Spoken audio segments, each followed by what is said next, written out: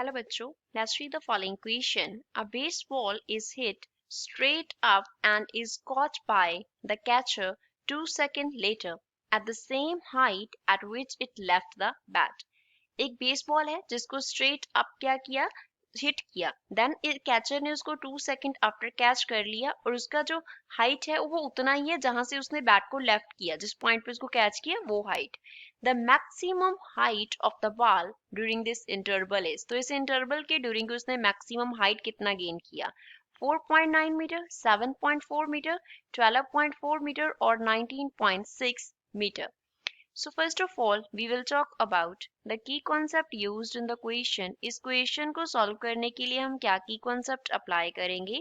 We will use equations of motion. Equations of motion हम यहाँ पे use करेंगे. First we will use the equation of motion as v is equals to u plus a into t होता है, and the second equation we use here is v is equals to v square is equals to u square plus 2 into a into s होता है. अब यहाँ पे v जो है वो डिनोट करता है फाइनल स्पीड को and u here denotes initial speed.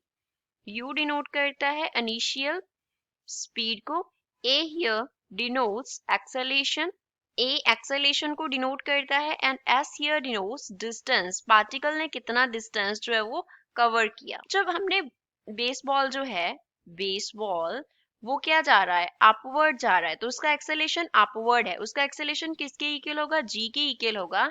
जी जो है वो डिनोट करता है यहाँ पे एक्सेलेरेशन ड्यू टू ग्रेविटी को, एक्सेलेरेशन ड्यू टू ग्रेविटी, क्योंकि कोई भी फोर्स नहीं लग रहा ग्रेविटी के विदाउट, यहाँ पे हमें नहीं दिया कोई फोर्स जो है वो एक्ट कर रहा है, तो हम एक्सेलेरेशन को किसके इक्वल लेंगे, एक्सेलेरेशन ड्यू टू ग्रेविटी के इक्वल लेंगे. एंड ये नेगेटिव साइन से होगा क्योंकि जो ग्रेविटी है वो डाउनवर्ड होती है, तो यहाँ पे माइनस का साइन आएगा. एंड जी का जो वैल्यू है वो हमारे पास होता है 9.8 एंड यूनिट्स होते हैं मीटर पर सेकेंड स्क्वायर. अब क्वेश्चन में जो टाइम है टी वो हमें कितना दिया है, 2 सेकंड आफ्टर उसने बॉल को कैच कर लिया. तो जब वो बॉल को कैच कर लेगा तो उसका फाइनल स्पीड जो है वो कितना हो जाएगा, final speed will be equals to 0. So we can write, यहाँ पे हम इक्वेशन अप्लाई कर देंगे, v is equals to u plus a into t का v का वैल्यू 0, u की जगह पे हमारे पास क्या आ गया, u का वैल्यू यहाँ से हम फाइंड कर सकते हैं, a की जगह पे माइनस g इंटू टी आ गया, विच मीन्स u किसके इक्वल होगा, g इंटू टी के इक्वल होगा.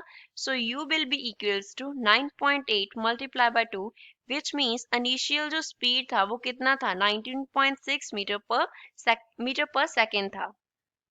अब यहाँ पे हम अप्लाई कर देंगे सेकेंड इक्वेशन ऑफ मोशन जो हमने लिखा, that is v square is equals to u square plus 2 into a into s.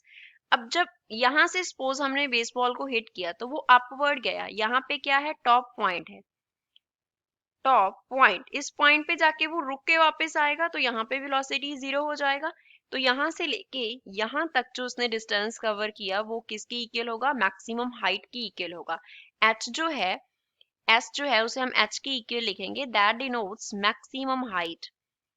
Maximum height उसने कितना कवर किया, तो फाइनल स्पीड उसका 0 हो गया, is equals to u square plus 2 into a की जगह पे अब हम माइनस g फिल कर लेते हैं, minus g into h, s की जगह पे h फिल हो जाएगा, h.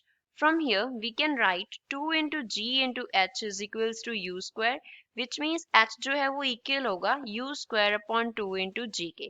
वैल्यूज फिल कर देते हैं, so h will be equals to 19.6 का स्क्वायर हो गया divide by 2 into g means 9.8. तो यहाँ से h का जो वैल्यू है वो हमें मिल जाएगा 18.6 मीटर. तो ये हमारा h का वैल्यू आ गया. गिवन ऑप्शन में से जो क्लोजेस्ट ऑप्शन है वो 19.6 मीटर है. सो D is the final answer for the given question. I hope you understood well. Thanks.